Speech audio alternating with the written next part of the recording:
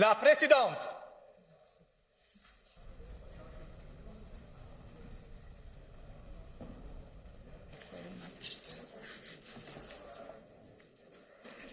Wait a few minutes.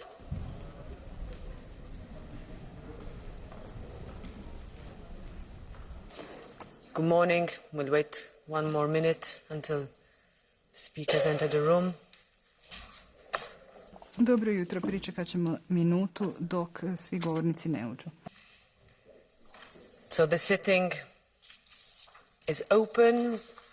Nastavljamo raspravu. Nekoliko priopćenja in s relation naše to the strane decisions by several vezano committees za odluke to enter nekoliko into odbora interinstitutional da uđu negotiations u pursuant to Rule međuinstitucijske 71, pregovore paragraph sukladno 1, članku announced at the 71. opening of stavku our session on 1. Monday, the 17th of October. Najavljujemo da I have je received no request for a vote in Parliament by sjednice members or political groups reaching at least the medium threshold, so the committees may therefore start the negotiations. Now, first item on the agenda this morning is the Council and Commission statements, preparation of the European Council meeting of the 20th and the 21st October 2022. I start by giving the floor to the Minister for European Affairs of the Czech Republic on behalf of the Council, Mikoláš Bek. Mikoláš, you have the floor. President Metsola, President von der Leyen, honourable members, tomorrow and Friday, leaders will meet in Brussels for the October European Council, starting with the usual exchange with European Parliament President Metsola. Leaders will discuss Russia's escalatory war of aggression against Ukraine and its consequences, including the situation in global food security or the impact on energy prices and on our economy. They will also address relations with China and with ASEAN. Less than 2 weeks ago, leaders met in Prague for an informal European Council meeting to discuss these topics and prepare the ground for the debates that will take place in Brussels this week. The steep increase in energy prices touches all European citizens and businesses and is therefore high on the agenda of the European Council. As we know, Russia is weaponizing energy in an attempt to weaken the resolve and economic power of the European Union. We will not let this happen. Building on their discussions in Prague, as well as yesterday's Commission proposal, leaders will speak a strong common European response to the high gas and electricity prices. There is a broad agreement on key areas of action to lower prices, but there are still some divergences on the how that will be for leaders to discuss. I can nonetheless already share some key messages. First, we will not allow Russia's weaponizing of energy to weaken the resolve and economic power of the EU. Second, key areas for action will include efforts to reduce demand, to ensure security of supply, and to lower energy prices. Leaders will also address the latest developments in Russia's escalating war of aggression against Ukraine, which is putting European and global peace and security at risk.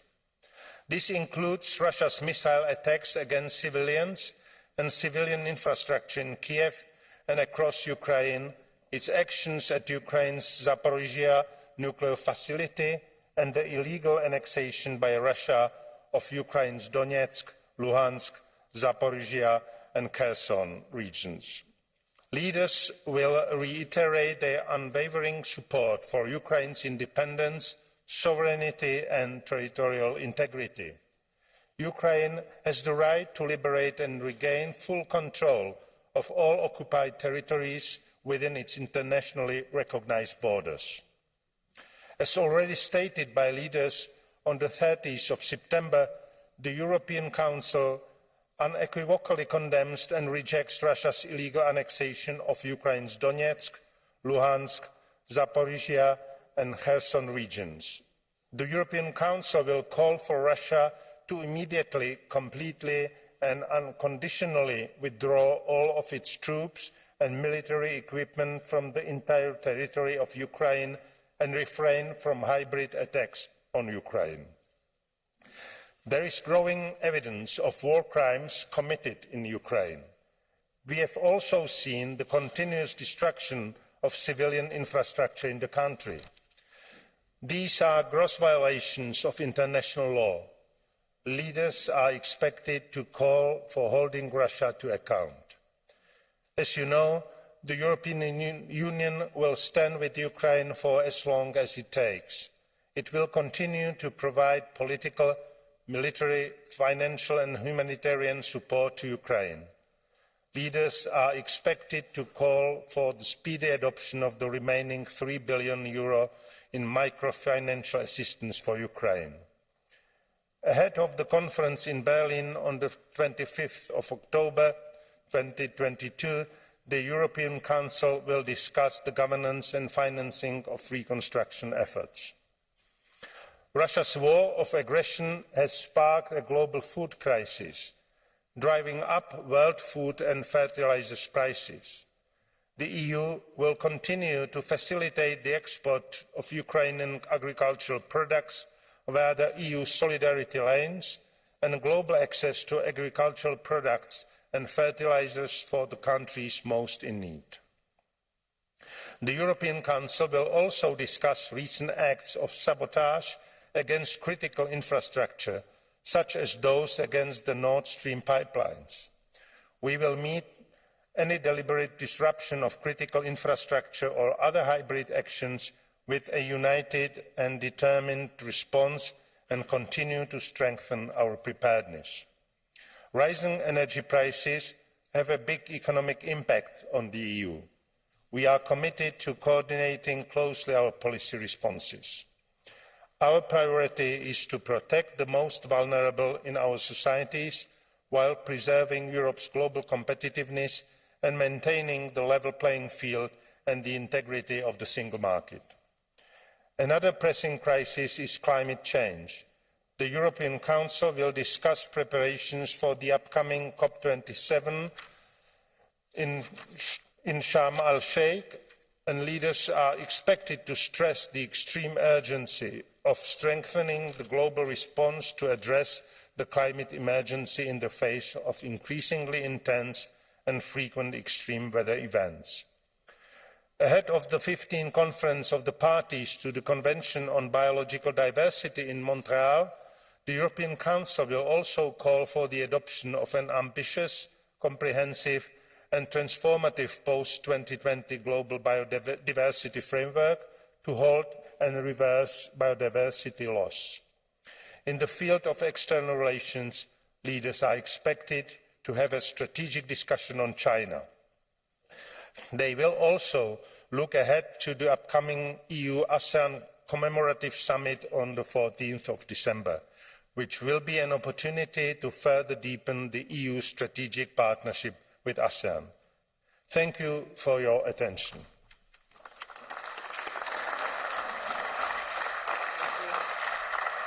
Thank you very much, Mr. Beck. And now I invite the Commission President Ursula von der Leyen to take the floor.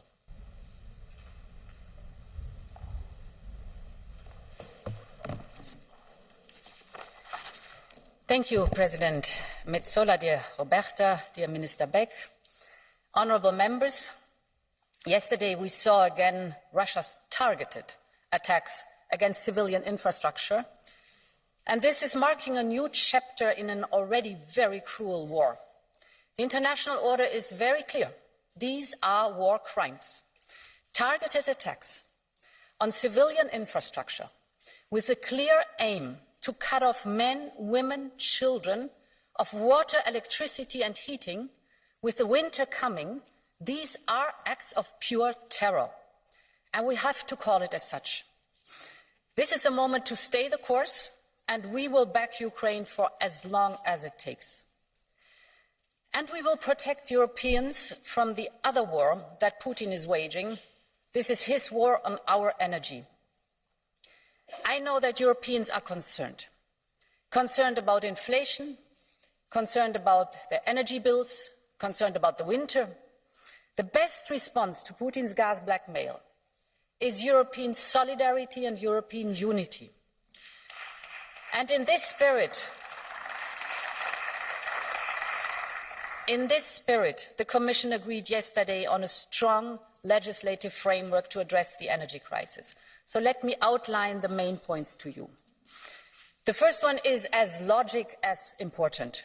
Instead of outbidding each other, Europeans should buy gas together. Very simple. So for this, we will purchase together gas at EU level. Aggregation of demand will be mandatory for at least 15% of the volumes needed to fill gas storages. And the companies involved may form a gas purchasing consortium. We do this because we've learned the lesson. We literally saw in August of this year, at the height of the filling season, how member states were outbidding each other and thus driving really up the prices. So we definitely can be smarter on that one. Pooling our demand is a must. My next point is about sharing gas in Europe. We know that some member states are more directly exposed than others to Russian gas. Situation is especially challenging for landlocked countries in Central Europe. But in the end, if you look at our single market with highly integrated supply chains, a disruption in one member state has a massive impact on all member states. So sharing gas is absolutely critical. Member states have already since 5 years an obligation under EU law to conclude solidarity agreements with their neighbours in a region where they are located. However, if you look at what has been concluded so far, of 40 possible solidarity agreements, only 6 have been concluded. So this is simply not enough in times of a crisis like this one. And this is why we will put in place default rules for member states. These rules will be binding as long as member states do not conclude individual solidarity agreement. Energy solidarity is a fundamental principle of our treaties, so let's bring that to life. It's very simple. Honourable members, these 3 measures, pooling, saving, sharing, will have a positive impact on the prices, but of course more needs to be done. More needs to be done to address the price spikes and to address the Russian manipulation of the energy market. Just to give you 2 figures, compared to last September, in September 2021, if we look now at September 2022, Russia has cut 80% of its pipeline gas supplies since then. But Europe has been able to compensate all that. We have diversified towards our trusted partners, like, for example, Norway and the United States. We have increased the savings, and it's good. We have in September a saving of minus 15%. We have filled our storages up to 92%. So we did not give in to this blackmail. We made it, and I think we can be proud of that. We resisted. That's important. But we also see that resisting the Russian energy coercion comes at a price. European families have seen their gas bills skyrocketing, and our companies are struggling to keep up competitiveness. It's not about the competitive in the single market only, that's also important, but it's also about the competitiveness globally that our companies are fighting for. You might recall that in March we proposed to Council the option to cap gas prices. At that time, this did not gain any traction, but today we're coming back to this. So what is the model? The current benchmark determining gas prices is TTF. TTF is only focused on pipeline gas. What we see now is that the market has really changed from pipeline gas market to LNG market. So we need a specific price benchmark for LNG. The Commission will now develop this complementary benchmark together with the European regulator, but this takes time. So in the meantime, as a stopgap measure, we will limit prices at TTF. We call this the market correction mechanism. Yesterday we proposed guiding principles as a first step, and on this basis We will prepare the operational mechanism in a second step. This is concerning the price cap at wholesale level. But gas also drives electricity prices up. And here the Iberian model comes into play. It really merits to be considered at EU level. There are still questions to be answered, but I want to leave no stone unturned. So let's face that, let's look at that, and let's work at that. Honourable members, we live in times of high economic uncertainty. And I am, as I said, concerned about the competitiveness of our economy, not only what the single market is concerned, but also what the global competitiveness of our economy is concerned. So, all our actions have to take this into account. All our actions have to take the competitiveness of our SMEs and our industry into account. And this includes that we will introduce a standard competitiveness check in our regulation. I think it is time to do that. In addition, we have to speed up investments all over Europe. And if I speak about investment, it's infrastructure, it is energy efficiency, and it is renewables. And this brings me to Repower EU. When we proposed Repower EU in March, keep in mind the situation was as such. There was a huge dependency of Russian gas. At that time, we anticipated that it would take several years to replace the Russian gas. Fact is, today, it took us 8 months only to replace 2/3. In other words, we have massively accelerated the diversification to other suppliers of gas from abroad. But this comes at a high price. So the actual solution to maintain our competitiveness is to invest into homegrown sources of energy, especially renewables, and that has to happen in all of Europe. However, only member states with sufficient fiscal space can undertake these critical investments. So this will inevitably unlevel the playing field of our single market. And therefore, we do not only need Repower EU now, so we have to accelerate it, but we have to boost it. We have to increase its firepower, and we will come with a proposal on that because it will give every member state the same opportunity to prepare for the future. This is not only about energy. This is about our global competitiveness, and it is about our sovereignty. Long live Europe. Many thanks.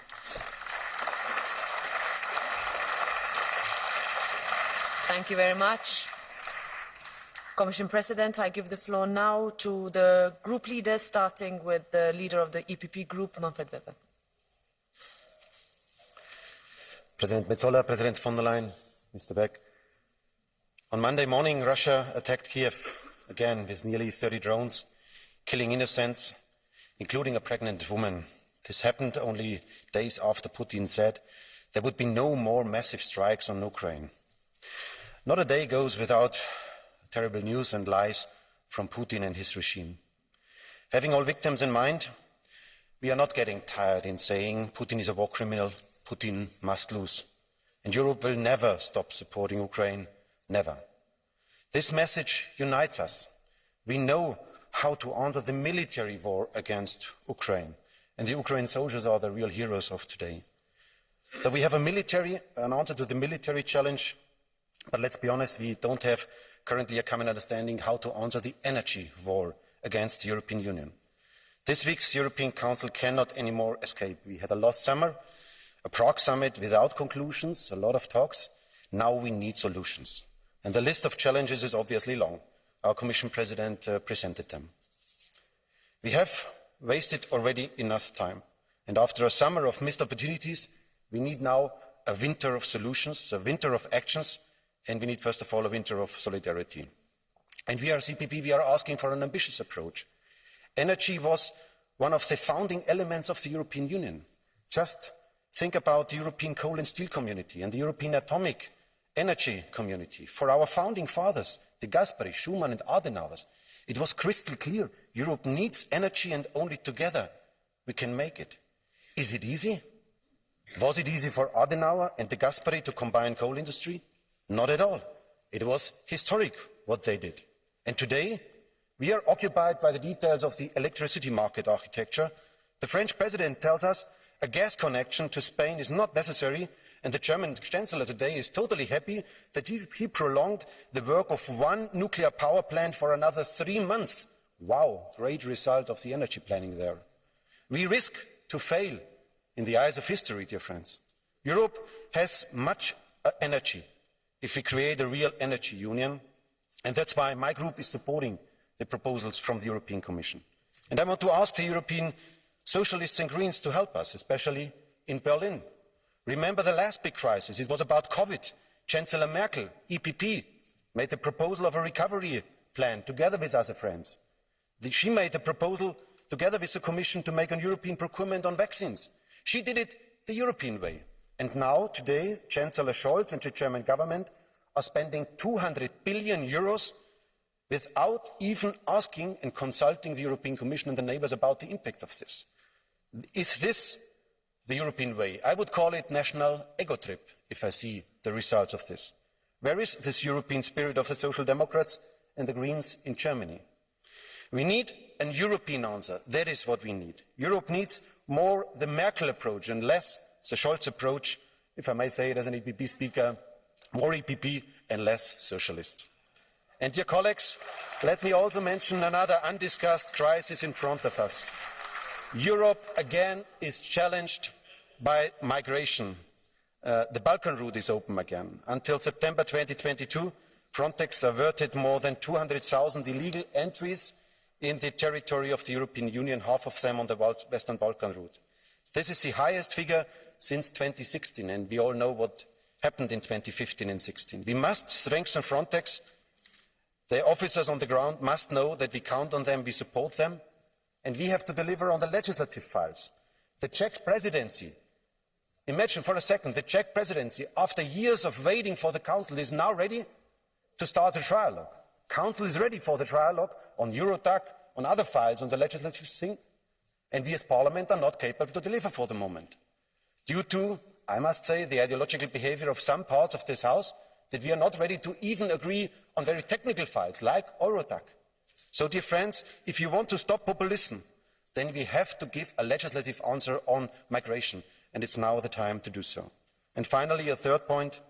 Sometimes the European level is, I have to say this, too far away from our citizens. When we speak with SMEs currently, when we speak with our farmers, they have really a lot of pressure. Our farmers should produce food, should deliver food even on global level. Next year we will have even more problems. After the energy crisis, we will arrive to a food crisis. And the Commission, under the lead of Frans Timmermans, is now presenting new legislation, for example, on pesticides. And the impact assessment tells us that this will lead to 20% less food production in Europe. That is what the impact assessment tells us, which means that we have to import more food from Africa, from South America, on the cost of the most vulnerable. Shall we remind everyone that we are in war times, that the 24th of February something happens? Some commissioners behaving as nothing has happened. The machinery is simply continuing their work. And as EPP, we are asking really urgently for a legislative emergency break, for additional burden for our farmers and for our SMEs. But, Madam President, it is good that you postponed, for example, in the Commission work programme, the idea of a REACH revision. That is a good thing. We asked for this, and now it's part of the Commission work programme. But we as EPP, we think that is not enough. The Commission must understand that we are risking to lose our industry. We are in front of a recession, and that's why it's great that you expressed today that we have to care about competitiveness. We have to create jobs again in the European Union. Commission must act now. We must together act now. So let's go to Brussels today and tomorrow, and let's deliver binding energy solidarity, real energy market in Europe, and a moratorium for additional burden. Thank you so much. Thank you, Mr. Weber. I give the floor next to the leader of the S&D Group, Irache García Pérez. Gracias, presidenta. Esta semana nos hemos vuelto a despertar horrorizados tras la incesante tormenta de misiles rusos que golpearon varias ciudades en Ucrania. Civiles inocentes asesinados en el centro de Kiev, misiles impactando en zonas infantiles, terror y sufrimiento. Ese es el verdadero rostro de la crueldad y el ensañamiento de Putin. Esta es su nueva estrategia de terror a la que no debemos acostumbrarnos. Estimados colegas, esta semana el Consejo Europeo deberá abordar muchas de las consecuencias y retos de esta guerra, que es también una ofensiva contra Europa. Una ofensiva chantajista que busca dividir a la ciudadanía, que quiere exasperarnos, amenazar a nuestra industria y sembrar el descontento social. La Unión Europea necesita una respuesta contundente, con medidas sociales reforzadas y un nuevo instrumento que proteja a los sectores más vulnerables, que les ayude a afrontar la alta inflación y el aumento del coste de la vida. Y por eso es necesario, además, que la Unión implemente un mecanismo de solidaridad para redistribuir los exorbitantes e injustos beneficios de las compañías energéticas y atajar esa inaceptable situación de especulación. Pero esto no será suficiente si no abordamos los precios energéticos o el aprovisionamiento de energía, porque para ganar esta guerra tenemos que progresar en la autonomía energética. Las medidas que ayer presentó la Comisión son positivas, pero poco ambiciosas. En primer lugar, hay que actuar rápidamente para desacoplar el precio del gas de la electricidad. La propia presidenta von der Leyen ha hablado de la excepción ibérica que puede ser extendida al conjunto de la Unión, pero debemos hacerlo de forma inmediata. En segundo lugar, hay que avanzar con determinación en topar los precios del gas importado. La propuesta presentada es insuficiente en el tiempo, 3 meses, e imprecisa en sus criterios. Y tercero, hay que establecer un mecanismo conjunto para la compra de energía más económica y el Parlamento Europeo ha de estar en esa negociación. No cabe la interpretación restrictiva del artículo 122, colegas. Es inaceptable. El Parlamento tiene que estar en las negociaciones y pedimos a la Comisión que rectifique.